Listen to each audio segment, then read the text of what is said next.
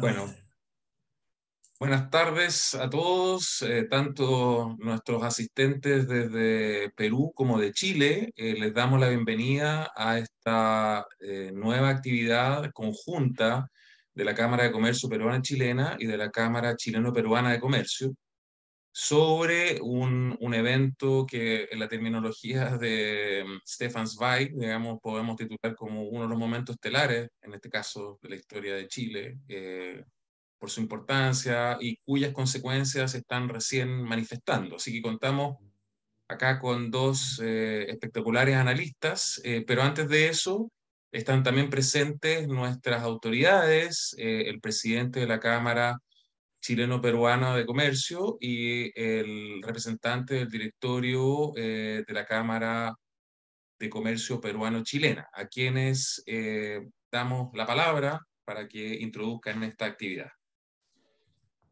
Adelante, don Jaime. Gracias, Juan Pablo. Bueno, tú vas a presentar a nuestros invitados de hoy. Simplemente darles la bienvenida a todos nuestros socios y amigos de ambas cámaras en Perú, en Lima y en Santiago, aquí.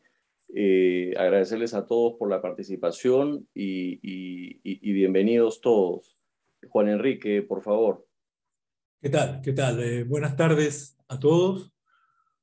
Un gusto tenerlos a todos presentes. El tema que los atrae hoy día es un tema muy importante para Chile, pero no quiero decir que para Perú no sea importante. Para Perú es supremamente atractivo.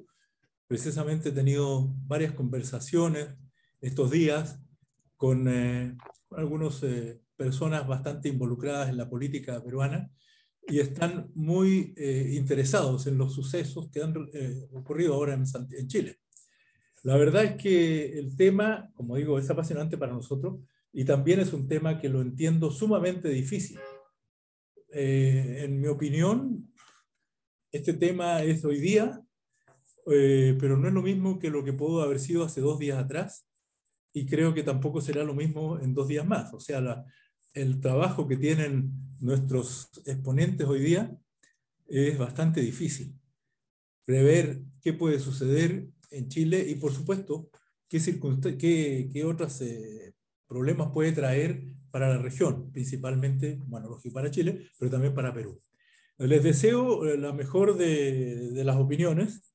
Yo estuve muy emocionado positivamente hace 3 días atrás, pero ayer he recibido noticias que me han dejado nuevamente un tanto preocupado.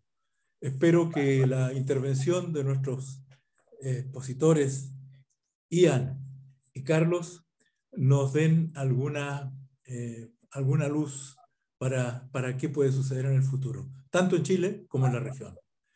Agradezco a todos los participantes y en nombre de la Cámara les doy la cordial bienvenida y adelante, por favor, Marcela, tú eres la que manejará esto seguramente. Muchas gracias, Juan Enrique, Jaime. Aprovecho también de saludar a todos nuestros asistentes. Muchas gracias por estar conectados hoy día. La verdad es que es un gran tema de interés, creo, tanto para Chile, Perú y para toda la región. Como decías tú, Juan Enrique, es un tema además difícil de abordar porque todavía está muy cambiante, pasan cosas un día a otro. Así que eso, yo creo que hay que escuchar a nuestros ponentes y le doy la palabra a Juan Pablo para que los pueda presentar y nos cuenten un poco su opinión al respecto. Bueno, muchas gracias Marcela, gracias nuevamente a todos. Para que entremos entonces en materia, vamos a contar con las presentaciones sucesivas de Ian McKinnon y de Carlos Meléndez. Ian McKinnon es socio y gerente de Asuntos Públicos en Acerta, cientista político de la Universidad Católica de Chile y Master of Science en Políticas Públicas Internacionales de la University College London de Inglaterra. Él va a comenzar, vamos a tener un espacio hasta 30 minutos para su presentación y después, seguidamente, viene Carlos Meléndez, politólogo. Él es doctor en ciencia política por la Universidad de Notre Dame en Estados Unidos. Su trabajo de investigación está centrado en vínculos políticos en sistemas de baja institucionalización, con especial énfasis en la región andina y América Central. Es actualmente académico de la Facultad de Ciencias Sociales e Historia de la Universidad Diego Portales. Así que tenemos acá un perfil también interesante, un chileno, un peruano que reside y trabaja acá en Chile, que pueden dar justamente esta óptica de mirando, digamos, desde ambas dimensiones, desde ambos países, qué es lo que significa lo que ha sucedido. Así que, y al final de las presentaciones tendremos un pequeño espacio para las preguntas. Adelante, por favor, Ian. Bueno, muchas gracias a todos, Juan Enrique, Jaime, Marcela, Juan Pablo, pero con Carlos también, hacer una exposición de, como bien lo señaló Juan Enrique, en un momento muy líquido de post-plebiscito. Hay algunas líneas hacia dónde podría avanzar esta discusión y negociación de un proceso constituyente, pero a su vez la agenda diaria de la política ha ido también adaptándose a esos nuevos tiempos. Voy a tomarme, creo que 20, no más de 30 minutos para hacerle una especie de síntesis de lo que ha pasado en menos de una semana aquí en Chile a propósito del resultado del plebiscito salida. Voy a compartir pantalla, si me permiten un segundo. Les traigo una presentación. La estuvimos probando y estaba funcionando bien, así que asumo que no hay problema con la visualización. Así es, De fondo traigo una imagen de la noche del pasado domingo, 4 de septiembre, cuando se realizó el plebiscito salida, adherentes del apruebo celebrando masivamente el triunfo. Pero antes de eso, quisiera señalar que está dividida en dos mi presentación, un poco una especie de síntesis de lo que dejó el rechazo, el triunfo de la alternativa rechazo en el plebiscito salida, y cómo se han ido rebarajando las fuerzas políticas y los discursos a partir del día siguiente, el día lunes. Y a propósito de ese, conecto con una especie de cuál está la agenda política hoy en día.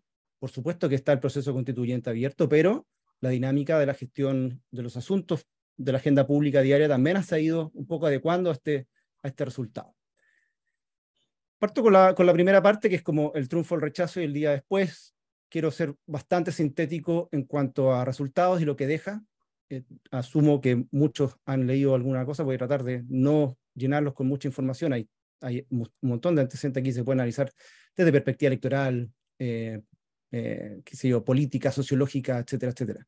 Lo primero, a nivel de la elección, yo diría que la gran noticia, el gran titular fue, más que el triunfo del rechazo, fue la inesperada diferencia que obtuvo en este plebiscito de salida. Las encuestas, tanto las semanas anteriores que podían presentarse de manera pública, como tanto las que empezaron a circular de manera privada, mostraban que el último día había una especie de acortamiento de distancia entre ambas opciones, es decir, el apruebo se acercaba al rechazo.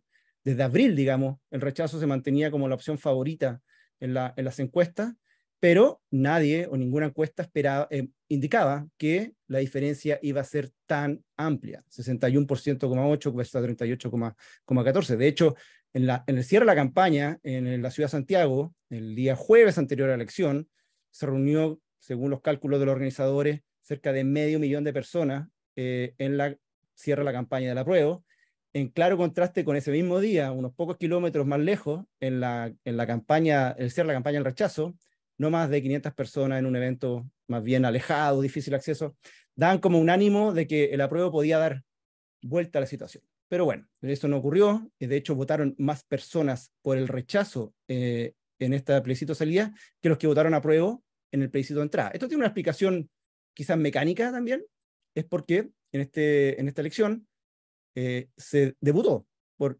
primera vez en Chile un método de elección que es de inscripción automática, es decir, uno automáticamente con 18 años pasaba a ingresar al padrón y con voto obligatorio. Nosotros habíamos tenido hasta el año 2012 un mecanismo que era de inscripción voluntaria en el padrón con voto obligatorio, luego pasamos a inscripción automática y voto voluntario, y esta vez tenemos este mecanismo que quizás es como el más demandante en cuanto al elector, pues debe ir sí o sí a participar o se arriesga una multa, que vamos a ver si funciona ese mecanismo, dicho sea de paso, pero en cuanto a tasa de participación fue un éxito. Casi el 85% del padrón participó. Uno podría incluso filtrar el padrón, siempre hay personas que ya no están vivas, qué sé yo, gente que vive en el extranjero, gente que se excusó en su momento. estábamos casi cerca del 100% de la participación. Por lo tanto, fue muy importante ese asunto.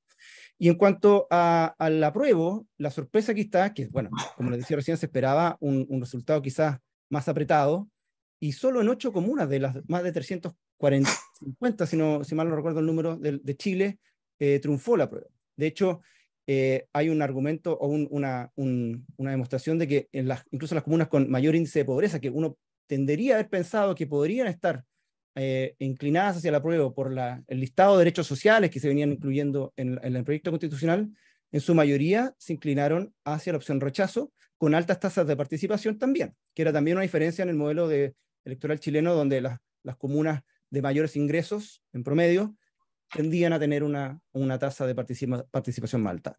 La sensación de estos resultados es que el sistema político va a tender a presentar el modelo de participación, inscripción automática y votación obligatoria como uno permanente o hasta por un nuevo ciclo, ¿ya? A nivel de campañas, los resultados, bueno, se aceptaron rápidamente, eso no hubo dudas, principalmente, bueno, por la tradición electoral que hay en Chile en ese sentido, por lo general, y por lo contundente de la diferencia. En la campaña del apruebo acusaron el golpe rápidamente, y lo único que atinaron a decir fue recordarle a los líderes de la alternativa rechazo que ellos habían comprometido a una reforma constitucional, o una nueva constitución, para ser más preciso, en caso que ganase su alternativa. Entonces, desde ese día, el apruebo, que está muy ligado al oficialismo, invitó y exhortó al rechazo para que se sumara rápidamente a estas negociaciones. Y en eso se ha estado el Ejecutivo en estos días, intentando subir a todas las partes a una nueva negociación que permita habilitar un nuevo ciclo constituyente en Chile, con diferencias y diseños, y lo vamos a ver en un instante.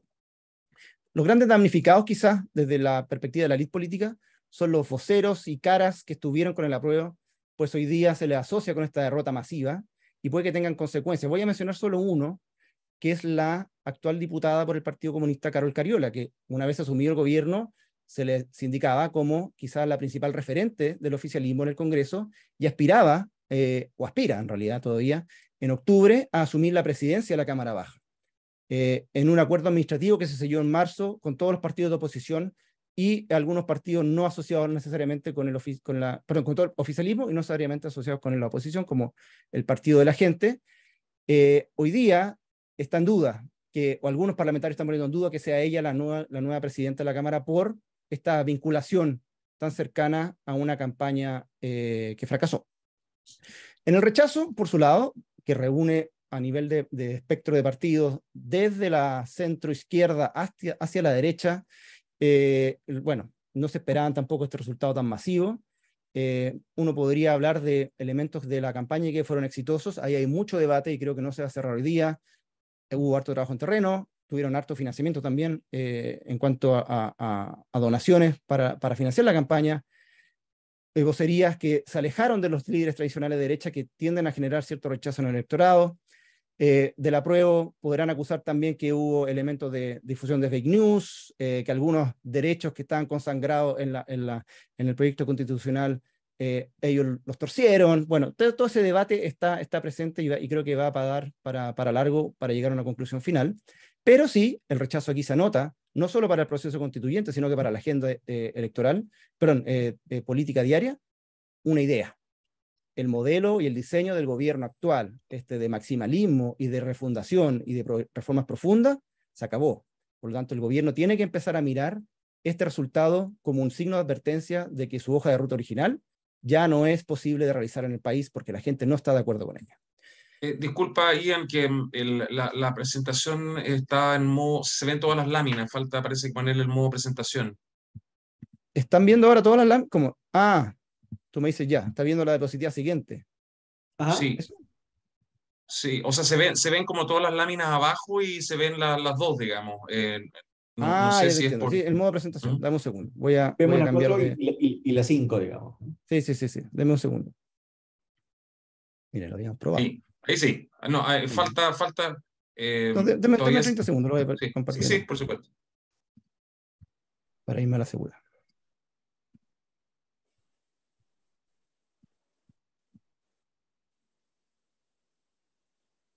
expandirlo así. ¿Ahí se ve bien? Mejor. Ahí sí, ahí desaparecieron los láminas del lado. Perdón. Sí, no te preocupes.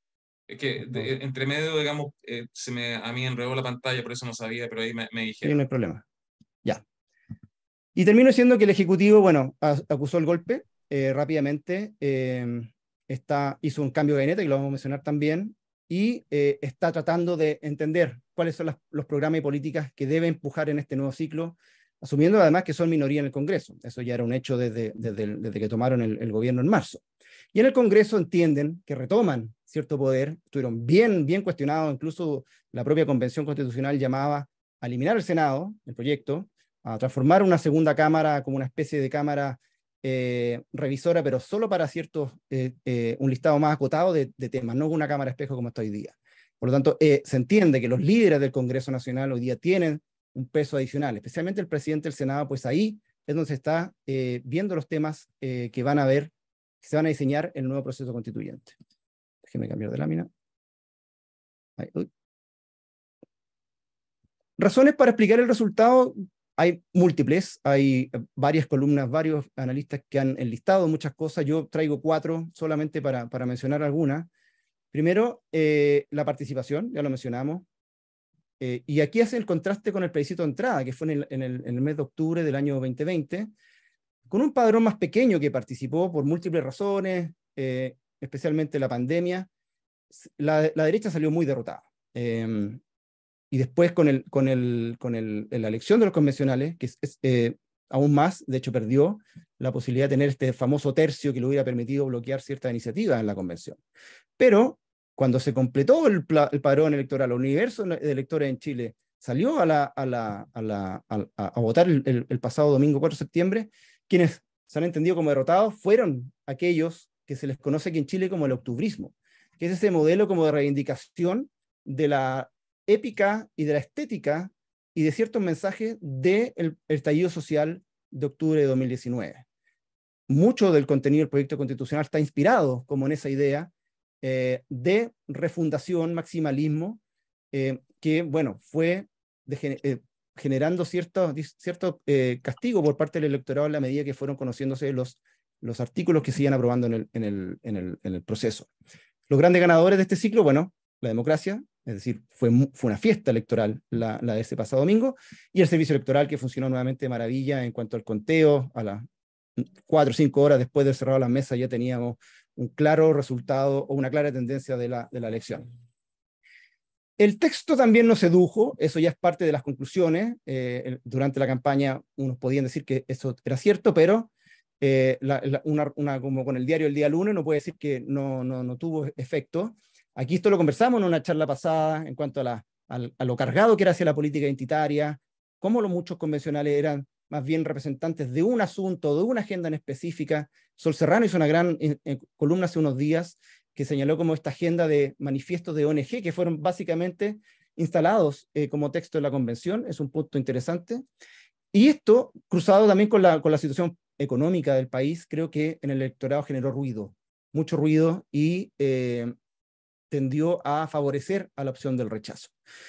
También, y esto se ha ido viendo estos días que han aparecido como vendetas entre los convencionales, el trabajo en sí de la convención no se pudo, no se desligó el texto, o al revés, o el texto no se pudo separar de su madre o de su padre, que fue la convención constitucional. Hubo dinámicas bastante negativas en cuanto a colaboración, algo que castigó el electorado. Hubo hechos medios bochornosos también en diferentes sesiones, y bueno, últimamente se han ido recriminando unos a otros ciertas culpas respecto al resultado, y creo que ahí hay un elemento que también es importante. Y por último, que esto ha ido saliendo en ciertos focus group que ha manejado el gobierno, por lo que entiendo, y algunas columnas y artículos de prensa. El referéndum también fue para algún grupo, un porcentaje electoral, una especie de apruebo castigo para el gobierno, y en el caso del rechazo era un poco también sancionar el trabajo del presidente Boric y su administración. Aquí hay una lámina de CADEM del 9 de septiembre que un poco muestra todas las razones por las cuales el electorado votó rechazo, siendo la primera, la del proceso constituyente, fue muy mal llevado y generó desconfianza. Y básicamente el 21% de los encuestados lo mencionó como primera mención.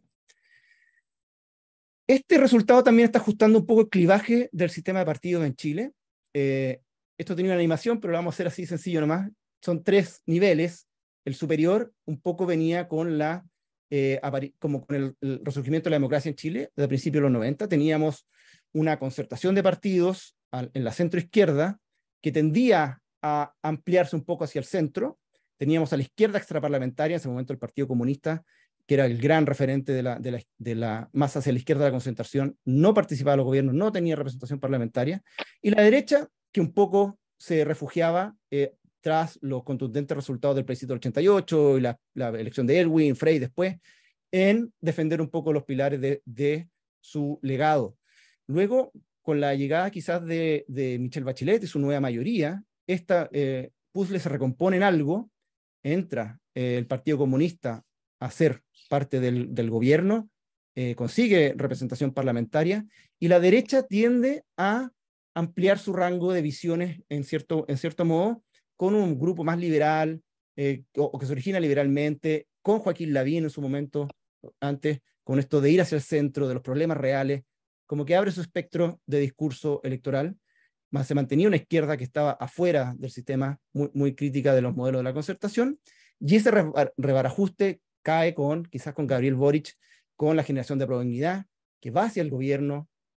La socialdemocracia empieza a renegar un poco de su historia, o empieza a ver con espíritu crítico su momento de concertacionista, y tiende a ir un poco hacia la izquierda en su discurso, pero eso lo escinde del centro político, quizás como el principal referente con el Partido Demócrata Cristiano. Surge un partido de corte populista que está ahí, que es el Partido de la Gente, y en la derecha tenemos a Chile Vamos, volviendo un poco a mirar hacia la derecha en cuanto a reacción de esta expansión de la izquierda o dominio de su discurso en el ámbito electoral y político, y se genera una derecha un poco más allá, de corte más populista y antimigración, más conservadora que el Partido Republicano. Los ejes que están en vertical, bueno, el de la derecha, que es el sí y el no, que fue el gran clivaje electoral de Chile durante los 90 y gran parte de la primera década de los 2000, ha ido corriéndose un poco hacia la izquierda con la propuesta de nueva constitución, porque vimos que referentes, más que partidos, pero grandes referentes del centro político de la centroizquierda, cruzaron ese río, se escindieron de su tradicional familia concertacionista y llamaron a votar rechazo. Esto era un tema importante dentro de ese grupo, defender las ideas como de la centroizquierda que estaban contenidas en el proyecto constitucional. Por lo tanto, votar en contra era una especie de divorcio que difícilmente estos líderes, estos actores, puedan recomponer. Pese a que han dicho que la idea es mantener un espíritu armonioso de trabajo en esta etapa, difícilmente ellos vuelvan a estar en una lista con, por ejemplo, el Partido Socialista en las próximas elecciones parlamentarias o locales. ¿Qué viene para el proceso constituyente? Aquí la oposición tiene la llave. Esto está pasando en estos días y quizás minuto a minuto van ocurriendo nuevas noticias. Lo que se acordó como diseño en los primeros días después de la elección es que el Congreso va a ser la sede donde se va a negociar un nuevo proceso constituyente, si es que es posible, con un diseño, bueno, negociado y acordado por los partidos políticos. Esto de inmediatamente le deja un rol secundario al Ejecutivo, y así lo ha entendido. De hecho, hay presiones para que el Ejecutivo se reste, de hecho, en las siguientes reuniones, para que sean los líderes parlamentarios, que son los principales referentes políticos de sus partidos, pueden negociar, entre comillas, libremente, sin una presión por parte de ellos. En eso el Ejecutivo lo ha entendido y básicamente ha ejercido tareas de coordinación, sí, con el interés quizás de tener algún tipo de acuerdo, por muy básico que sea, antes de las fiestas patrias que son este fin de semana. Se ve difícil, pero ahí están haciéndolo. Los plazos para este nuevo proceso constituyente lo entendemos como una nueva proyecto de constitución para que el electorado lo vote. No, todavía el plazo no está definido. Se entiende que podría haber un hito importante desde la perspectiva simbólica, que es el próximo año, el próximo 11 de septiembre, pues se cumplen 50 años del golpe de Estado. Para la izquierda podría ser un momento importante para impulsar un acuerdo que permita terminar en esa fecha o cerca de esa fecha, para un poco desligarse definitivamente de la Constitución de Pinochet 50 años después del 11 de septiembre. Es un poco la idea que se quiere plantear. En el camino de la campaña electoral para el plebiscito, el Congreso, en una especie de alternativa para en caso de ganar el rechazo, y como una forma de la derecha y de los partidos de centro de demostrar interés en continuar discutiendo el proyecto constitucional en caso que ganara su opción, la del rechazo, aprobaron una reforma constitucional que permite aprobar reformas constitucionales, perdón la redundancia, por 4/7. El modelo anterior establecía que los capítulos más importantes de la Constitución vigente tenían que ser reformados por 2/3. Entonces, esto baja los niveles de necesidad de llegar a acuerdos en el Congreso y facilita una negociación. ¿Y cuál es el tipo de texto? Por ahora, básicamente, no hay ninguna luz. Algunos analistas han promovido que sea, o el único camino posible para llegar a un acuerdo que sea aprobado en una nueva elección es una constitución de corte minimalista, en contraria oposición a lo que entregó la pasada Convención Constitucional, que era muy grande, muchos artículos, mucho contenido, muy programática. Entonces, hoy día la variedad de opciones que tenemos para elegir, o que tienen los dirigentes políticos para elegir, es completa. Desde el status quo constitucional, donde está el Partido Republicano, este partido más a la derecha del espectro político, hasta una nueva elección de convencionales y la instalación de una nueva convención, que es donde está el gran grueso de los partidos que tienen representación parlamentaria hoy. Es decir, el oficialismo, por supuesto, que son los principales impulsores, y la derecha tradicional, digámoslo así, que es la coalición de Chile Vamos, donde está la UDI, Renovación Nacional y Evópolis. Obviamente, en el detalle está el problema, y cómo diseñamos este nuevo cuerpo de forma tal que tenga un resultado que permita ser aprobado. Y ahí están todas las discusiones que menciono, listas nacionales o listas distritales. Probablemente nos inclinemos por las primeras para elegir a los convencionales. Probablemente sea una convención más pequeña también, no con 155 miembros como es el espejo de la Cámara Baja en Chile. ¿Va a haber escaños reservados para los pueblos originarios? Es una discusión. En la derecha tienen ciertas dudas de entregarle la misma representación sobre representación electoral a los pueblos originarios, pero creo que no va a ser fácil eludir ese tema y algún tipo de escaños van a tener que entregarles. La fecha de la elección, la derecha ha dicho que están sin pausa, pero sin prisa en esta negociación, y es probable que no tengamos una elección este año. De hecho, el Servicio Electoral hace no mucho señaló que su recomendación era que cualquier nueva elección de corte nacional no podía celebrarse el 2022, sino que a primer trimestre del año 2023. Entonces, esa fecha es importante para entender la calendarización y va a ser un elemento de la negociación que está ocurriendo estos días. Inhabilidades. Los actuales o los ex convencionales podrán volver a reelegirse. Existe una regla de 1 año que concluye en julio del próximo año. Si la elección es antes, habría que hacer una reforma constitucional al respecto. Creo que en este tema van a continuar con la inhabilidad, dicho todo lo como negativo que ha sido su evaluación como redactores del proyecto. Y aquí está quizá el gran punto que la derecha está tratando de instalar en esta negociación, que es la de establecer ciertos elementos que no van a poder ser reformados o tocados por la nueva convención.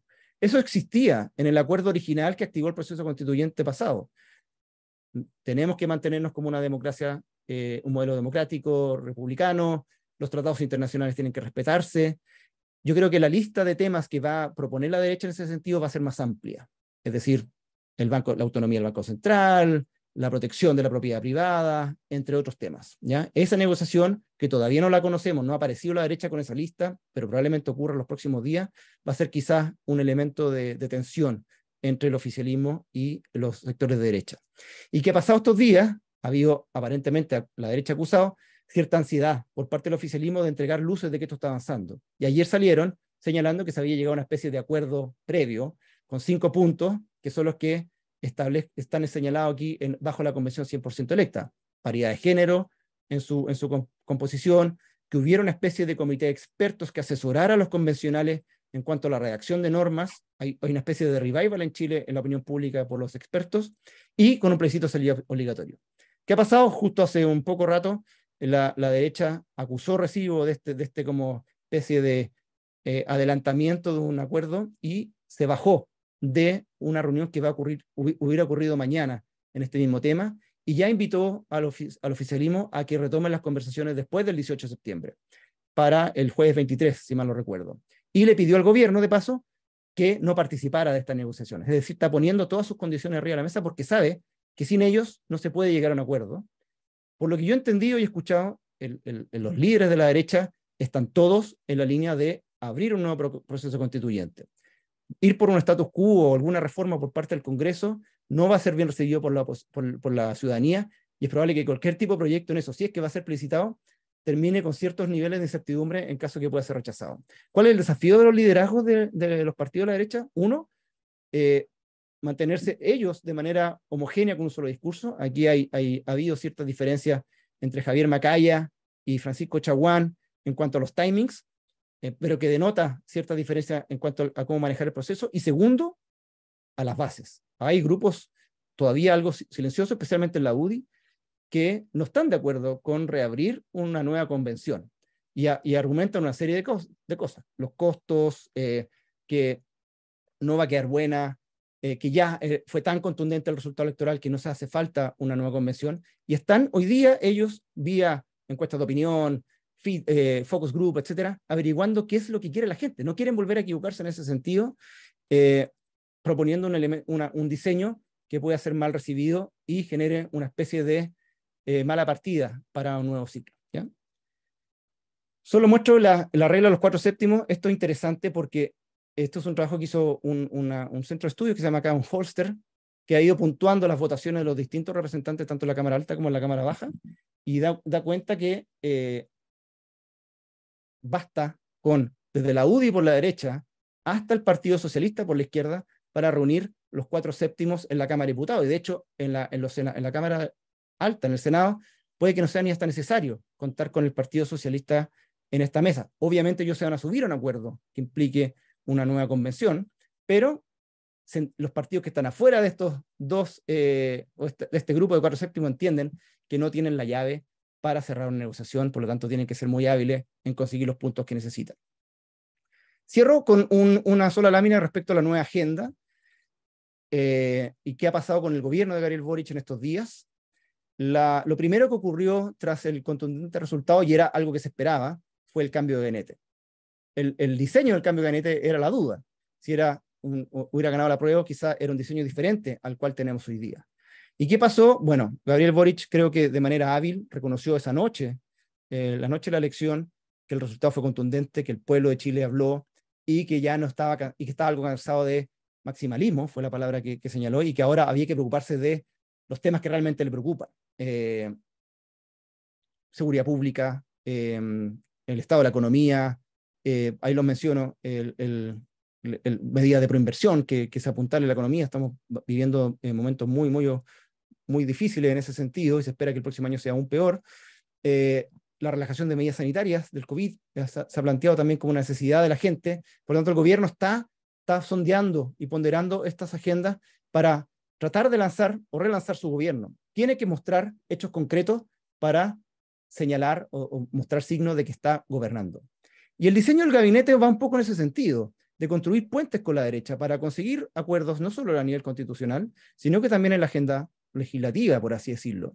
Giró completamente hacia el centro izquierda y trajo 2 referentes que son del periodo concertacionista bacheletista, digámoslo así, de los gobiernos en Chile, como Carolina Toá y Analía Uriarte. Analía Uriarte fue jefa de gabinete de Michelle Bachelet en el segundo periodo. Ambas fueron muy bien recibidas por la derecha y por la centroizquierda también, por supuesto. Y aquí el gran damnificado es un poco los partidos que estaban más hacia la izquierda, especialmente el Partido Comunista. Y en eso el gobierno ha tenido que tratar de hacer cuajar estos equilibrios políticos que son en todas partes, que nacen a propósito de la construcción del gabinete. Han habido daños. Partidos de la coalición del presidente Boric, que es el Frente Amplio, como el Partido Revolución Democrática, que es el más grande de esa coalición, se vio afectado, perdió a su ministro Giorgio Jackson del comité político, que es como petit comité de ministros que toman las decisiones más relevantes del diseño del trabajo diario del gobierno, y a una subsecretaría, que es muy influyente, que es la de Desarrollo Regional, que es la que aprueba y distribuye una cantidad de recursos importantes a los gobiernos locales. El otro gran problema, sí, aquí que tiene, es que el gobierno había apostado casi completamente por la aprobación de la Constitución o del proyecto constitucional, pues eso apalancaba su agenda de grandes reformas o reformas profundas. Sin eso, tiene que hoy día ir a negociar al Congreso, reconociendo que no tiene mayoría en ninguna de las 2 cámaras. Por lo tanto, gran parte de estas reformas importantes hoy día están a la revisión y a la negociación y a ver qué opina la oposición en este sentido. Menciono la reforma tributaria. El gobierno presentaba indicaciones esta semana para recoger todo lo que se había discutido en primer trámite en la Cámara, y aparentemente va a quedar corto porque la oposición está pidiendo más cosas. De hecho, podría separarse el proyecto en dos y solo aprobar aquello que hay consenso, y lo más complicado, pasar a una discusión más larga. El objetivo de recaudación de 4.1 puntos del PIB, en ese sentido, se ve bastante lejana. En eso sí se reconoce que el trabajo del ministro Marcel es bastante flexible, y él apuesta por cumplir un objetivo, que es tener una reforma tributaria que genere consenso y cierta estabilidad y reduzca la incertidumbre para los inversionistas, especialmente, más que casarse con su diseño de reforma. El sistema de pensiones, que es el proyecto que lleva más tiempo quizá en el Congreso, lo importante, estaba pensado presentarse al Congreso dentro de este mes o principios de octubre. Se estima que con el resultado y con la posición de la derecha en este sentido, el trabajo prelegislativo de un diseño demore más, porque todos entienden que no puede volver a presentarse una iniciativa y que quede durmiendo en el Congreso, como ocurrió con el presidente Piñera en los últimos 4 años. La reforma a salud, que era otro gran tema, avanzar hacia un sistema universal de prestaciones garantizadas, que estaba muy bien detallado en el proyecto constitucional. Bueno, el gobierno está comprometido a presentarlo antes de fin de año, pero el Senado ya le dijo que si nos tocan el modelo de prestación privado, o que se limite ese diseño, se puede revisar, por supuesto, pero si prohíben la participación de privados en la prestación de atención, no lo iban a aprobar. Por lo tanto, aquí yo creo que hay un diseño importante. La nueva ministra, Jimena Aguilera, tiene un desafío importante ahí. Ella era de las que avanza o aboga por un plan, por un modelo nacional de salud. Y la agenda laboral, es una larga lista de proyectos, no hay uno en específico. Quizá el más conocido es el proyecto este que reduce a 40 horas la jornada semanal de los trabajadores con contrato. Tuvo un buen trabajo prelegislativo, fue aprobado o consensuado con el mundo productivo, con la oposición y con el oficialismo, pero ahora, y especialmente en periodo de incertidumbre económica, es posible que la oposición quiera reducir un poco la velocidad de su tramitación, que ahora está en el Senado. Así que no es un periodo fácil para el gobierno, son días que todavía estamos en una adecuación de estos dos canales, el proceso constituyente y la agenda, pero el oficialismo está resintiendo no tener mayoría en el Congreso, y por su parte la derecha está haciendo uso de este momento como de éxito y de los votos que tiene para sellar un diferente de acuerdo en los dos niveles. ¿Ya? Eso son lo que traía para hoy. Muchísimas gracias, Ian. Entonces recuerdo que quienes quisieran preguntar sobre lo que expuso Ian, al final tendrán espacio para aquello. Y ahora le damos la palabra a Carlos Menéndez, quien, recordamos, es doctor en Ciencia Política en la Universidad de Notre Dame y actualmente académico en la Universidad de Diego Portales, la Facultad de Ciencias Sociales e Historia. Así que adelante, Carlos. Buenas noches con todos. Muchas gracias a los organizadores por la invitación y un gusto compartir con Ian esta conversación. Además que ha sido bastante exhaustivo en el diagnóstico que en gran parte comparto sobre lo que sucedió en este último proceso electoral, plebiscitario en este caso. Pero para ponerlo un poco en perspectiva comparada, además, atendiendo un poco a la propuesta de cómo leer este tipo de procesos constituyentes desde Chile, pero también desde Perú, hago referencia a una columna que escribí cuando empecé a escribir, de hecho, en la tercera hace unos años, que en base a mi experiencia y mi conocimiento del sistema de partidos en el Perú y viendo los procesos de desgaste partidario en Chile, escribí una columna que se llamaba algo así como Vengo al futuro, en el sentido de no hay país en América Latina, quizás Guatemala, pero no hay país en América Latina como el Perú que ha sufrido el desgaste exhaustivo y la deslegitimación radical de su sistema de partidos políticos, al punto que ni siquiera se puede hablar de un sistema de partidos políticos en el Perú. Y eso nos daba algunas lecciones para entender lo que sucedía en Chile. Yo ahora un poco quizás me adelanto a las conclusiones, pero quizás ahora mi lectura sería escribir una columna en el Perú sobre el proceso constituyente chileno con el mismo titular, Vengo del futuro, y para justamente mostrar lo difícil que resulta armar un proceso constituyente en un sistema de partidos desestructurado. El sistema de partidos chilenos está en crisis, no como el nivel del sistema de partidos de Perú, pero sí ha sufrido, tiene muchas debilidades de intermediación, no logra, es un sistema de partidos que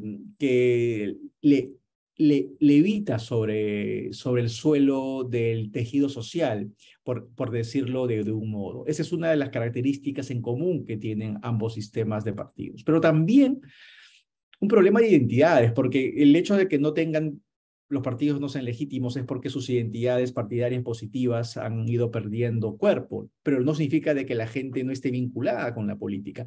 La gente sí está vinculada con la política en Chile, pero una vinculación en base a identidades negativas. Los antis están en contra de, se identifican políticamente por estar en contra de determinados partidos políticos, y los más radicales se identifican por estar en contra de todo el establishment político. Es decir, tienen varias identidades negativas simultáneamente. Son los que tienen unas identidades anti-establishment. ¿Ok? Y eso me ayuda un poco a matizar este cuadro muy bueno que presentó Ian sobre el posicionamiento ideológico de la élite política, de la clase política de izquierda y derecha, y cómo este clivaje ha ido mutando paulatinamente con el tiempo. Pero un dato importante es que hay un sector del electorado chileno que se está quedando, y creo yo de manera creciente, fuera de ese clivaje. Se está quedando fuera de esa oferta partidaria. Y eso es lo que está en un paper que escribimos con Cristóbal Rovira en el 2019, identificábamos que era algo así como un 13% de chilenos que se encuentra por fuera, que no están ni ahí con los partidos políticos ni con las dos coaliciones, lo que se denominaría coloquialmente el antiduopolio en la política chilena. Y de eso sabemos mucho en el Perú, porque el anti-establishment en el Perú puede llegar a ser un 30-40%, en Chile es menos. Pero es un elector importante porque tiene capacidad de veto. Porque cuando existen dos opciones de aprobar o rechazar, ya sean de entrada o de salida, termina inclinando la balanza a favor de un lado. Y en esta última elección, con voto obligatorio, ese elector anti-establishment de veto terminó inclinando la balanza a favor del rechazo. Y eso es lo importante, que hay un actor antisistema, un elector antisistema, que va a complicar el proceso constituyente 2.0. Y han mostrado los debates y los acuerdos, y lo más probable es que entremos nuevamente a un proceso constituyente que tenga algún tipo de que busque algún tipo de legitimidad electoral, pero tenemos a un sector del electorado bastante arisco, bastante rebelde de las ofertas partidarias y de las ofertas que le den este nuevo intento de convención 2.0. Y eso lo que habla es que en Chile y también en el Perú, que de algún modo se está empezando a discutir el tema constituyente, siento que todavía estamos en momentos destituyentes. ¿Okay? Que llegar a la idea de un pacto social amplio, con diálogo y participación de grandes sectores movilizados de la ciudadanía, queda más en el lado de la utopía. Seguimos en un momento en el cual los chilenos saben lo que no quieren, pero no saben lo que quieren. Esa es una característica de los momentos destituyentes, y eso es lo que pasa en el Perú también. Y esto es muy importante porque nos lleva a la discusión de quién tiene que convencer al electorado chileno de qué es lo que ellos quieren. ¿Ok? Y en ese sentido, la ausencia de liderazgos es algo a lamentar. ¿Por qué? Porque si vemos la experiencia regional, la experiencia sobre todo en los países andinos, que son prolíficos en procesos constituyentes, ya sean de izquierda, como el chavismo, o ya sean de derecha, como el fujimorismo, siempre han tenido un liderazgo caudillista potente. ¿Ok? El liderazgo caudillista potente sirvió de shortcut, de atajo cognitivo, para que la gente en realidad no discutiera el texto, sino votara plebiscitariamente por ese líder. ¿Ok? En esta en este debate de si la gente votó por el texto o por el contexto, tiendo a estar de acuerdo, obviamente, con Ian, de que hubo más elementos de contexto, y en los elementos de contexto, el elemento importante a guiar normalmente un proceso constituyente es el líder convocante, que en la región andina han sido líderes caudillistas. En Chile, obviamente, el presidente se compró el pleito por uno de los dos bandos, con un riesgo de que no estamos ante un líder populista. Gabriel Boric es un líder moderado en ese sentido, que no es capaz de sintonizar con el anti-establishment. Los líderes populistas sintonizan con el anti-establishment. Gabriel Boric no es capaz de sintonizar con este elector desafecto. Por lo tanto, y a pesar de su corta experiencia en la gestión, a pesar de sus 6 meses, terminó siendo terminó despertando el antiincumbente que ha predominado la política regional de los últimos años. La gente termina votando en contra de los presidentes, en contra de los incumbentes, ya sean para la reelección presidencial o ya sean para plebiscitos como este caso. Y esto es lo que hemos visto en la elección de hace ya 2 domingos, una reacción anti-establishment, anti-incumbente, ante la incapacidad de los liderazgos de poder llegar a puntos de acuerdo. Y no es que no haya ejemplos, ojo, Colombia 1991 es un gran ejemplo de cómo hacer procesos constituyentes sin un solo liderazgo, sino más bien con un acuerdo partidario de las 3 fuerzas políticas. En ese contexto, la izquierda, los liberales, los conservadores, y la izquierda del M-19 que se estaba desmovilizando, y lograron una constitución que es un ejemplo en el sentido de cómo se puede llegar a esos pactos sociales que tanto anhelamos desde la política chilena o desde la política peruana. Entonces, claro, hay que empezar a medir que el nuevo proceso constituyente, cuando tenga que ir a las urnas nuevamente, va a haber mucho elemento antiincumbente, va a haber mucho elemento de insatisfacción con la economía. No se ha subrayado lo suficiente que los chilenos fueron a votar con una inflación más alta de los últimos 30 años. Y con un problema de inseguridad, no solamente por el nivel de delincuencia que ha crecido, o no sé si crecido necesariamente, no estoy al tanto de las estadísticas, pero visibilizado a través de los medios de comunicación en los noticiarios de todos los días. Y a ello se le suman los problemas de desorden y de radicalismo armado en la zona macrosur, en la zona extrema del país. Entonces, esos elementos van a seguir presentes en la decisión electoral del elector chileno cuando tenga que refrendar el próximo plebiscito.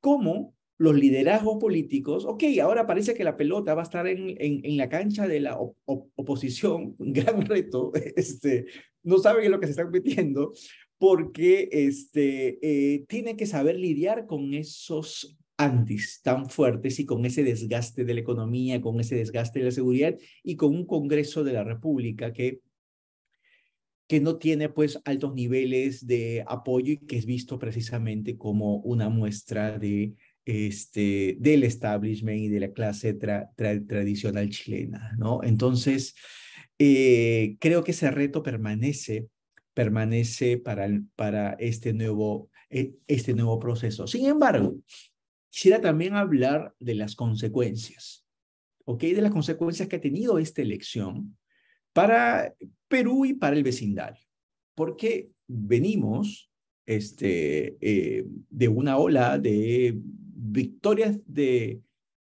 izquierda. Javier Sajuria, colega politólogo y además colega de Ian en el podcast que yo sigo y que recomiendo, bicameral, había escrito hace unas semanas de esta ola rosada que había en América Latina con victorias de parte de la izquierda en la región, con Boric, Castillo, Petro, la que se viene de Lula, por ejemplo, ¿no? Pero ojo, acá hay un freno. Acá ha habido aunque querramos o no, o sea, yo no creo que la derecha hizo mucho, voy a hacer un análisis sobre esto, pero la derecha celebró el 4 de septiembre por la noche. Y para algunos actores políticos, sobre todo en Perú y sobre todo fuera de Chile, se puede interpretar como una victoria de la derecha. Voy a poner matices sobre ello, pero efectivamente en el mapa regional es una derrota de la izquierda en todo caso, ¿no?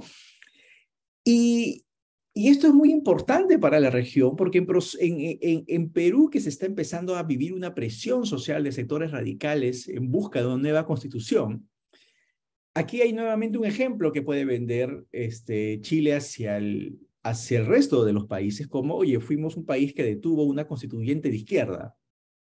Ojo, no por mérito propio de la derecha, sino por las falencias propias de la izquierda, pero el impacto internacional va a ser ese, que vamos a mirar en Chile para que podamos hablar de un freno a una constituyente radical de izquierda que se gesta desde la protesta social, que se gesta desde el estallido. Tenemos en Perú a Antauro Humala movilizando masas el fin de semana en Andahuaylas.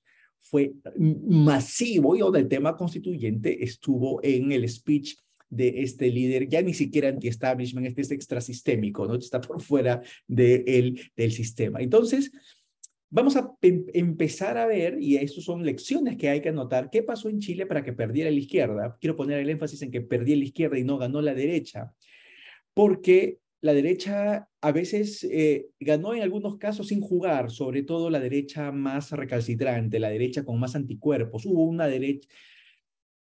La vieja guardia de la derecha tradicional chilena decidió meterse en el closet durante esta campaña y eso fue una decisión positiva. Y esa es una decisión que tiene que aprender la derecha peruana que no se renueva en ese sentido. Ese es uno de los elementos, una de las lecciones que hay que tomar. La segunda lección es fácil relativamente en la ola regional que vivimos en América Latina ganarle al incumbente. Ganar al incumbente, aunque esté entre el luna de miel, en teoría Boric estaba, en teoría, ¿no? En la práctica, ¿no? En un periodo de 6 meses, él pudo haber tenido una luna de miel que le hubiese dado más réditos a la votación por el apruebo. Es relativamente sencillo ganarle a un incumbente ahora, porque estamos en una situación crítica a nivel internacional, la economía no se ha reactivado como queremos luego de la epidemia del COVID-19 y los problemas de informalidad y de inseguridad se mantienen vigentes. ¿Y a quién se le hace responsable de eso? Al que está en La Moneda o quien está en la casa de Pizarro. El tema es que no tiene, y la derecha más inteligente chilena fue hábil en asociar esa insatisfacción con el liderazgo de Boric y es una derrota terrible para el joven líder político chileno. La derecha peruana, sin embargo, no aprende estas lecciones, sigue en su discurso estigmatizador, este es terrorista, este es comunista, y ya sabemos que ese tipo de discurso no pegó, no funcionó en Chile, no funcionó en el Perú, y hay que ser mucho más inteligente con el desgaste del incumbente para poder retornar al poder en el caso de la derecha peruana. Y la tercera lección es no tenerle miedo al votante medio, a ese elector que no está ideologizado, ese elector que con voto obligatorio tiene que movilizarse, que se decide la última semana y que termina votando justamente por estos temas más cotidianos, que es lo que pasó en Chile en este fin de semana, el 4 de septiembre, ¿no? Entonces, y para ir cerrando, ¿qué es lo que se viene? Lo que se viene es, vamos a ver cambios en la superestructura, por decirlo de un modo, cambios en las modalidades, va a ser una convención distinta, no se va a repetir los mecanismos, no va a repetir al 100% los mecanismos de la convención, como anticipó Ian, pero las estructuras sociales no han cambiado. Y este ánimo de desafección, este ánimo anti-establishment, no va a cambiar y de la noche a la mañana. Entonces yo creo que los líderes políticos tienen que ponerse de acuerdo no solamente en cuál es el mejor mecanismo, que es un tema de mucha preocupación sin lugar a dudas para proceder con este tema constituyente, sino también cómo hacer para lidiar con estos factores que con el diagnóstico adecuado tendrían que abordar. Porque no podemos darnos el lujo, porque ahí ya sería también una derrota, ya no solo de la izquierda, ojo, sino de la derecha chilena, de un nuevo proceso constituyente fallido. Hay que encontrarle una solución desde el inicio del proceso, ¿ok? Porque ahí ya sería, ojo, ya no sería la derrota de Boric, ya sería la derrota de este Congreso donde, como lo dijo Ian, es un Congreso donde la izquierda no tiene una mayoría. Entonces sería una derrota mucho más profunda. Esperemos que hayan tomado las lecciones del caso. No basta solamente con cambiar las instituciones y los mecanismos constitucionales, sino lidiar con este elector que nos da más de un dolor de cabeza, tanto a los que hacen consultorías, pero también a los que hacemos academia para comprender cómo se mueven las agujas del electorado chileno. Eso de mi parte y quedo a disposición de ustedes para comentarios, dudas, preguntas. Muchísimas gracias, Carlos, por tu exposición. Muy interesante, digamos. Bien, y sobre todo esto de tener esta doble mirada, digamos, chileno-peruano o peruano-chilena, así que muchas gracias. Abrimos el foro para algunas preguntas, así que por favor, si... Juan Pablo, un ¿Sí? segundito. Muchas gracias a Ian, a Carlos. Quería comentarles que se pudo conectar finalmente el señor Juan Carlos Fischer, presidente de la Cámara de Comercio Peruano-Chilena. Así que quería saludarlo, darle la bienvenida y que también que nos pudiera dar sus palabras y sus comentarios. Muchas gracias. Yo les veo que Ahí está. Juan Carlos, tienes el micrófono Juan apagado. Carlos, entonces entrego mi posición inmediatamente a nuestro querido presidente. No, Juan Carlos, para nada, adelante. Juan Enrique. Muy buenas noches, buenos días para mí, buenas tardes para ustedes. Carlos, un placer verte a todos. Igualmente. Ian, un placer. Jaime, Juan Pablo, veo a nuestros directores, Juan Enrique, Raúl. Nuevamente, bienvenida Patricia Panizo, que es un gusto tenerla siempre en estos foros. Yo he tenido una visión bastante crítica de esta situación, es evidente, pero a la luz de la información que nos ha pasado Ian y tus comentarios, Carlos, es evidente que la situación es tan preocupante como no preocupante, si es que cabe ese balance, o sea, lo que podría llegar a suceder hoy día con esta nueva pretensión, que yo no entiendo, y a ver si me ayudan a entenderlo. No les quedó claro este 62 y tantos %. No quedó claro que Chile dijo no a eso.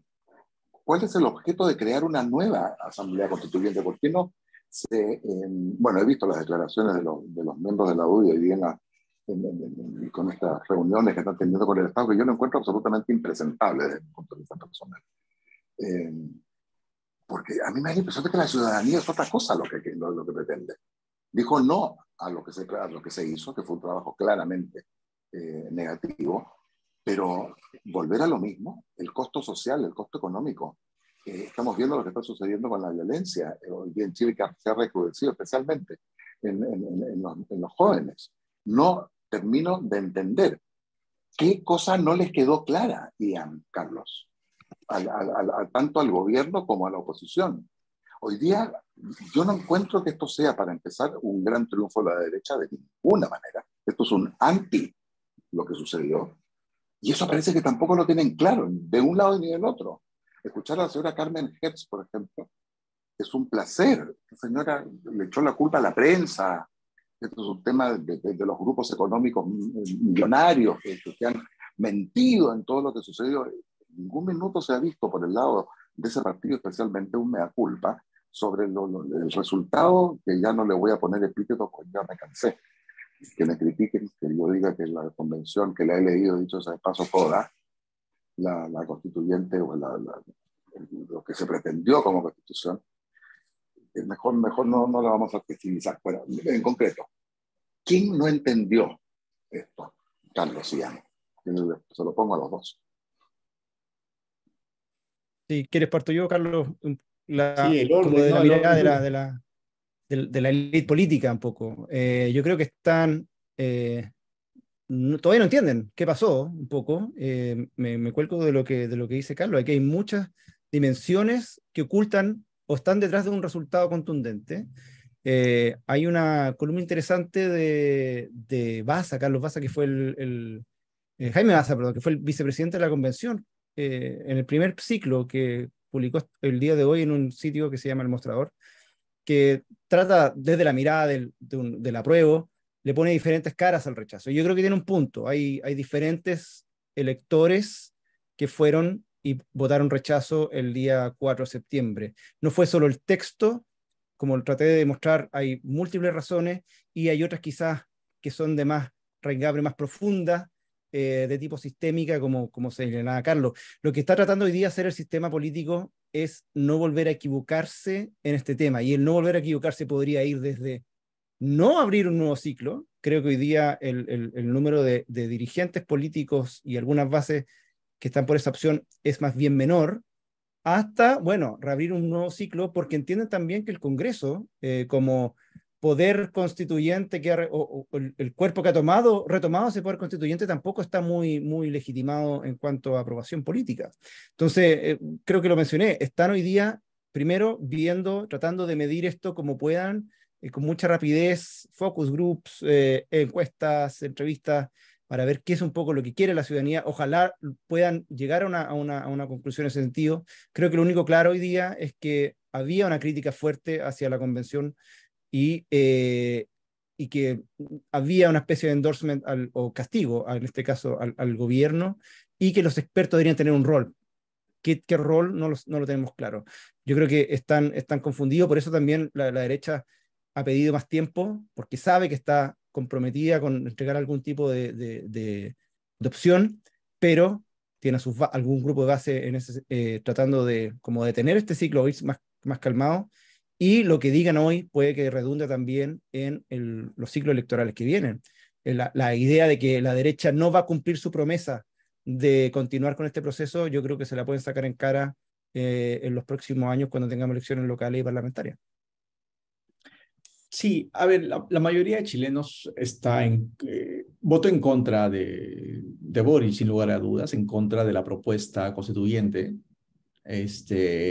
pero eso no significa de que está a favor de la Constitución del año 80, ojo. O sea, también sería iluso pensar eso. Y sería iluso pensar en dejarnos con el status quo. Incendiaría la pradera, mantener el status quo, porque seguiríamos como hemos estado desde el año 2019 en adelante. O sea, tiene que haber cambios, pero afortunadamente los cambios, afortunadamente para los que creen en el modelo de mercado, no van a ser cambios tan profundos, porque eso sí se garantizó en la elección del 4 de septiembre. No vamos a tener una constitución tan radical ni tan populista como se veía, como se preveía. Esa batalla, una batalla importante, los que defienden el modelo de mercado, se ganó, ¿ok? Y ese sí es un motivo para estar seguro por ese lado. Pero hay que gestar una nueva constitución, porque eso es lo que quiere la gente.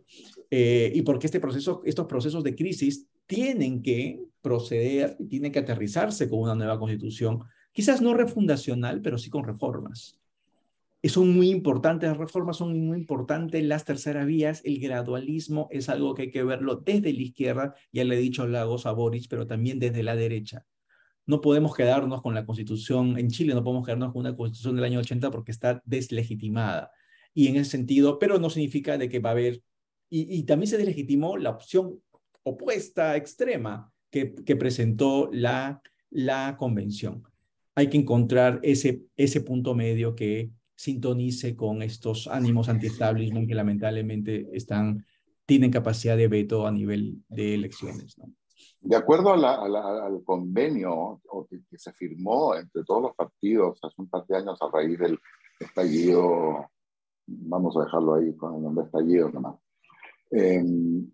no era que en términos legales había un inicio, un proceso y un final que se cerraba con la asamblea, con el plebiscito de salida, y que a partir de ese minuto se zanjaba la situación.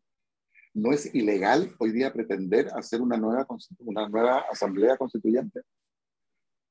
No, no, para nada. Yo creo que legítimamente el ciclo se cerró. Efectivamente, el resultado del rechazo, y así lo establece la reforma constitucional, señalaba que con esto se mantenía la actual constitución, pero claro, la vigente, pero el mundo político, de manera casi transversal, salvo los polos, entiende que el texto política y socialmente está deslegitimado. Hay otros dicho que está acabado, muerto, etcétera, pero como que no se podría continuar o esperando gobernabilidad desde la perspectiva social sin hacer una modificación al menos importante a esa constitución, y ojalá fuera un nuevo texto. Creo que eso tan pronto empezó a iniciarse la campaña, los partidos más conservadores o que estaban quizás hace un tiempo defendiendo la actual constitución lo entendieron y saben que no pueden quedarse con la misma hoja.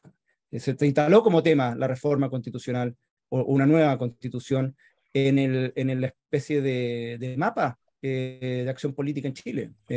Y eso es evidente. Ahí está mi duda, Ian. Una cosa es reformar la Constitución, que creo que no se cae de Maduro, eso se tiene que hacer. Creo que es el mandato, eso está meridianamente establecido. Pero necesariamente significa partir de una nueva. ¿No es mucho más fácil y más razonable, más económico, más barato y menos desgastante que en el Congreso hoy día se decían hacer los cambios que la gente quiere que se hagan en vez de empezar todo este rollo de nuevo? Porque el peligro de volver a tener estos señores puestos ahí para llegar a lo mismo, ¿no creen ustedes que es muy alto ese riesgo? Yo quiero agregar otra cosa, perdón. ¿Por qué seguimos diciendo la Constitución del 80? ¿No es la Constitución del gobierno de Lagos que está vigente?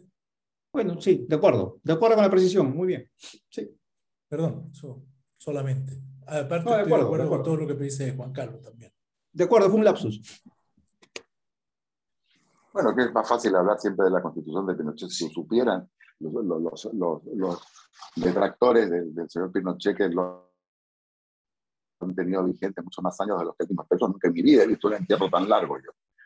40 años ya lo siguen enterrando al hombre, pero en fin. No, y el mismo Lagos, no es más fácil. El mismo Lagos salió a decir que le había firmado esa constitución. O sea, está bien. Ok, pero eso ya está, Carlos, está claro que esa constitución no se puede mantener, o ciertos parámetros de esa constitución no se deben de mantener. Y repito mi pregunta, ¿no es más fácil modificar a partir de lo que se tiene, teniendo un Congreso que ha sido legítimamente votado por el pueblo chileno? Es que nuevamente, con tus mismos argumentos, ese mismo Congreso fue elegido por el 50% del voto voluntario. Entonces no es un Congreso... No es mayoritario, claro. La única elección realmente mayoritaria que se ha tenido en los últimos años en Chile ha sido la del 4 de septiembre. Sin ninguna duda. Está levantando la mano también Jaime Orbegoso, presidente de la Cámara Chileno-Peruana de Comercio. Adelante, Jaime. Gracias, Juan Pablo. Y gracias, Ian y Carlos, por sus interesantes exposiciones. Yo lo que veo, y en todos estos años que ya son muchos viviendo en Chile, es que hay una tremenda polarización. Entonces, yo me pregunto, ¿realmente un tema ideológico detrás de estas visiones de izquierda y derecha en la gente, o es un tema más de el establishment político que terminan dividiendo? Y ahí entra lo que tú explicabas, Carlos, muy interesante, de esa deficiencia que hay con los partidos y de ese espacio que ha llenado algunas personas que están anti-establishment y que están definiendo plebiscitos y elecciones. Entonces la pregunta aquí es, ¿hay realmente temas ideológicos detrás? O si uno a la gente le diera la solución a la salud, las pensiones y a la educación, dejamos de tener esa discusión entre derecha e izquierda que al final no es constructivo, sino ha seguido dividiendo Chile por años. Además que el tema que mencionaba bien relevante, esto de Lagos y la reforma que se hizo, me parece que fue en el 2005, porque es una constitución que cambió, o sea, no, pero siguen arrastrando esa carga más emocional que ideológica. O sea, es un país que está dividido por una carga más emocional que ideológica, y el debate constitucional termina siendo poco técnico. Y ahora termino con algo, yendo a lo de Ian, perdonen que hablé mucho de repente, pero para mí sigue siendo confuso, y esto lo estaba de alguna manera señalando Juan Carlos también, cuáles son los pasos a seguir. Está como muy abierto el tema, ¿no? Entonces, oye, ¿debiera reformarse con las reglas constitucionales? ¿O es una discusión plenamente política donde además el gobierno de turno quiere meter la nariz ahí y opinar, ojalá dirigir el asunto? Y el tema, con esto termino, de los expertos. No ha sido muy técnica la convención. Entonces, ¿estos expertos debieran ser unos asesores por fuera, o debiera haber una convención, en todo caso, de gente más preparada para esto, ¿no? Esos son mis comentarios. Gracias a los dos. Me encanta la idea, me encanta, yo hago un comentario previo, Carlos, me encanta la idea que tú digas que esto ha sido una convención más preparada. Tendríamos que quitarle el más, no se puede decir preparada y punto, ¿no? Porque eso no se vio mucha luz, ¿no? en esa convención. Respondo la primera parte, creo que la segunda Ian lo puede responder mejor. A ver, hay polarización ideológica en un sector del país y hay polarización afectiva en un sector del país. O sea, cuando tú hablas de izquierda, hablas no solamente de una posición pro mercado, ¿ok? Sino también hablas de que tus raíces son más a favor de la transición, y mientras si hablas de derecha, no solamente es porque crees en el mercado, sino también porque reivindicas el legado del periodo de Pinochet. Entonces, esto se ha ido arrastrando por muchos años. Entonces hubo un voto rechazo ideológico, hubo un voto rechazo afectivo también. Pero esta polarización yo no creo que llegue al 100% de la sociedad chilena, porque, insisto, ha ido creciendo un tercer sector que no entra dentro de este país de dos polos. No entra en qué es ese sector anti-establishment que termina siendo seducido por las cuestiones más de vida cotidiana, más pragmáticas. ¿Cuánto ha crecido esa población en los últimos años? No lo sé. Pero eso es la otra pieza que le hace falta. Yo tendería a pensar que es un país de 3 tercios, divididos en 3, ¿no? Un sector ideológicamente y afectivamente alineado a la izquierda, un tercio afectivamente, ideológicamente alineado a la derecha, y un tercio que no está ni ahí con ninguno de los dos bandos, ¿no? Carlos, eso le da una facilidad enorme. ¿No creen ustedes que eso es mucho más fácil? Ahí tienen la solución. Ahí hay que apuntar a la cotidianidad, digamos. Déjame hacer una repregunta ahí, Carlos. O sea, tú dirías, y esto es un fenómeno que hemos visto mucho en el Perú, no así en Chile, que ha estado normalmente más estructurado en partidos, ¿no? Con los problemas que tú señalabas, pero con un espectro más claro. En Perú hemos tenido mucha improvisación en política y han aparecido estos, digamos, líderes que han venido a ofrecer soluciones pragmáticas y han sido exitosos, al menos han sido elegidos y han podido gobernar. ¿Tú dirías que en Chile podría aparecer ahí un centro de algún pragmático que venga a decir: yo soluciono pensiones, salud y educación, y se lleva por delante a los partidos establecidos formalmente? Mira, no en esos términos, pero la versión más independiente y antipartidario que ha tenido Chile en los últimos tiempos ha sido Parisi, ¿no? Parisi.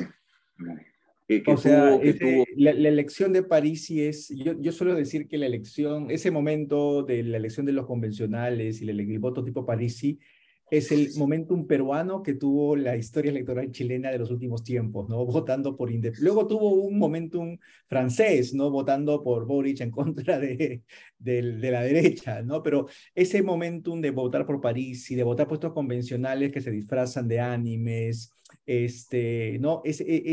Lamentablemente ese es el tipo de cómo se expresa esta votación anti-establishment, si es que no aparece, si es que uno de los dos bandos, y yo creo que la derecha está en mejores condiciones para llevar ese anti-establishment hacia su campo por el desgaste antiincumbente que estamos viendo. Gracias, Antonio. Ian, ¿tú quieres comentar algo, perdón, de las preguntas y comentarios anteriores? No, quizás agregaría un solo hecho. Es cierto que estamos partiendo de un nuevo ciclo, pero el relato que existe hoy día a nivel de la agenda pública es que no partimos de cero, no por el hecho de todo el ciclo constituyentes de la convención, sino que hubo un plebiscito de entrada contundente a la idea de crear una nueva constitución. Eso fue en el mes de octubre del 2020, como señalé en un inicio. Creo que eso ha marcado mucho las dinámicas de poder a nivel político en Chile, bueno, al punto que generamos una convención.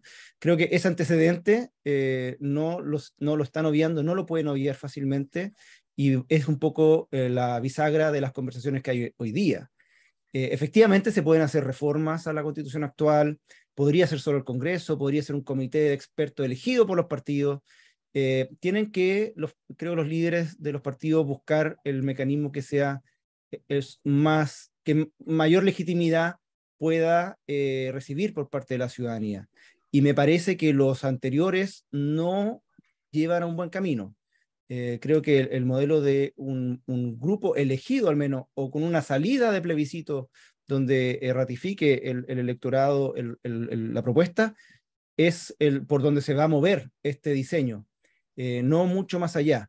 Quizás una fórmula que he escuchado estos días en el debate para cerrar este ciclo, porque efectivamente nadie asegura que por más que reforma constitucional sea esta, la apruebe la ciudadanía en un plebiscito salida, creo que eso está fuera de discusión.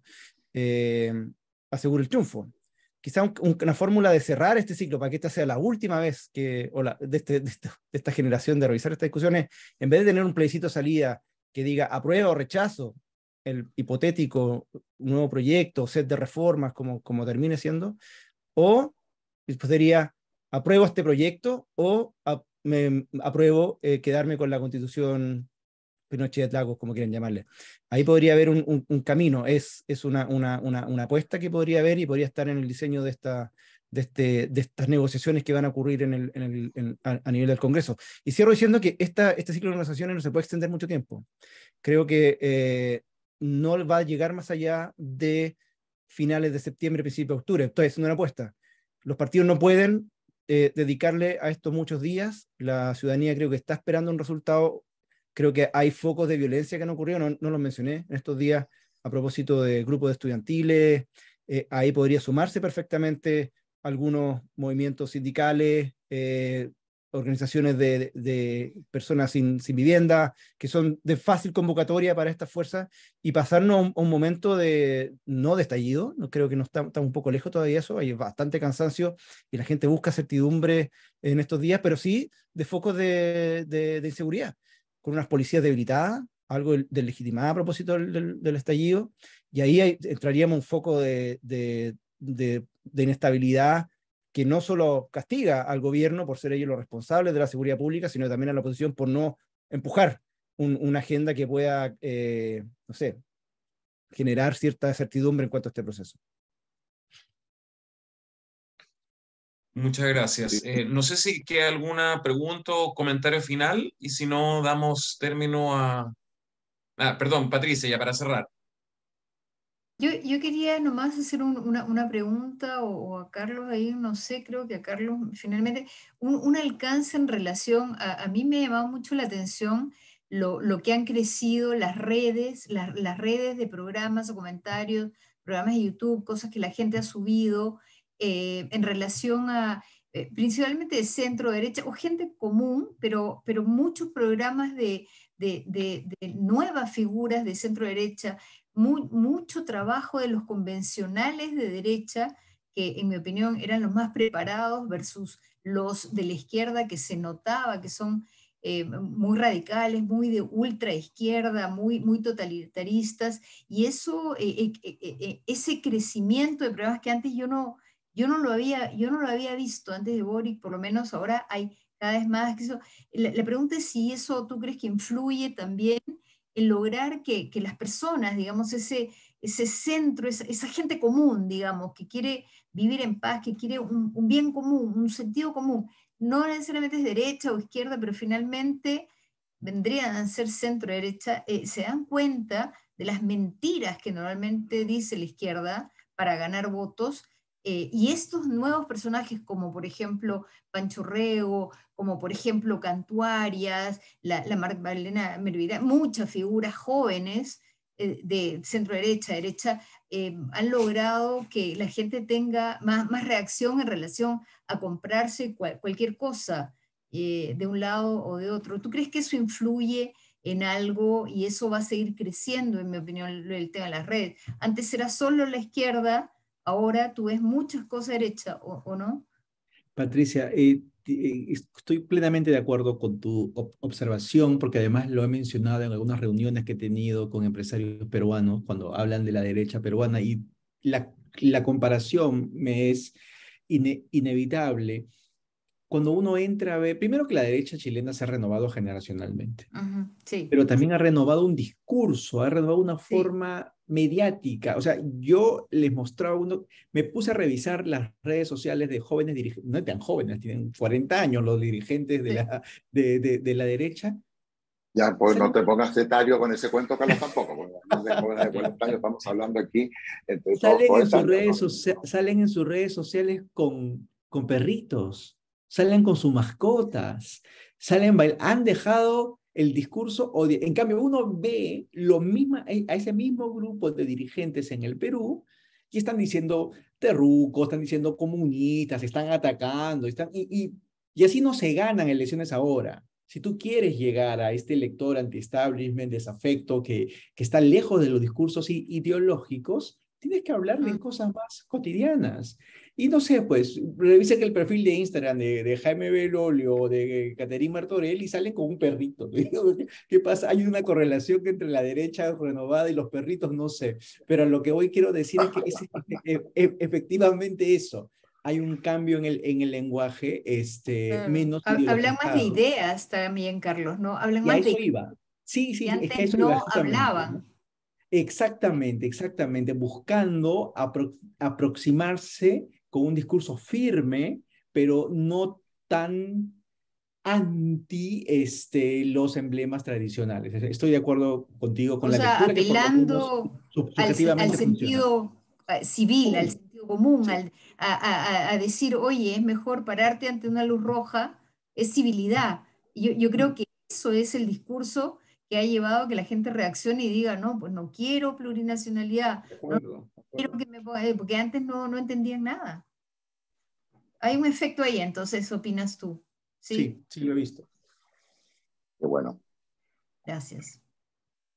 Bueno, muchas gracias, Patricia. Bueno, entiendo que, salvo que quieran hacer unas palabras de cierre, ya cerramos con las preguntas. Muchas gracias nuevamente, Ian, Carlos, por tan iluminadoras perspectivas. Yo creo que siempre aquí salimos enriquecidos, digamos, con nuevas ópticas para reflexionar en un momento muy líquido, como se dijo, y que seguirá evolucionando y dando noticias en los próximos meses. ¿Quieren cerrar los presidentes diciendo algo? Don Jaime. No, gracias, Juan Carlos. No, simplemente agradecerles a todos, bueno, en primer lugar a los dos expositores, a Carlos y a Ian, y a todos quienes nos han acompañado hoy día por participar. Gracias. Muchísimas gracias también, Carlos y Ian. Para mí ha sido un gusto nuevamente estar con ustedes. Ojalá que podamos repetir esto muy, muy pronto y desde la perspectiva peruana, que también tiene sus bemoles y creo que podría generar tanto interés como la situación en Chile, porque la veo tan, me ha encantado ese término, Juan Pablo, líquida, por decir algo. Muy buenas noches. Se lo copié a Ian, yo, por si acaso, para que no me demore. Bueno, hay ese dicho chileno muy famoso que no hay necesidad necesariamente de preparar las empanadas, sino basta saber dónde las venden buenas. Y en este caso, copiarse de las cosas buenas y de los términos que son tan interesantes, lo mismo que los nuevos políticos hablando con perritos, por ejemplo. Eso también es, y no te rías, Carlos, porque de verdad que no es menor. No es menor lo que decía Patricia, hoy día tener a tanta gente en las redes. Bueno, muchísimas gracias por la oportunidad de podernos haber conectado y verlos nuevamente. Ya es hora de dormir por aquí. Y nada, estemos en contacto muy pronto. Muchas gracias, Juan Pablo, como siempre, Jaime, Carlos, Dian. Y nada, Marcela. Un millón de gracias, como siempre. Yo también aprovecho de agradecer. Hice el debut, pero Juan Carlos ha hecho una buena despedida. Muchas gracias a todos. No, que esperemos que no sea una despedida muy larga. Espero verlos muy, muy pronto. Muchas gracias y buenas noches. Que estén todos muy bien. Adiós, gracias.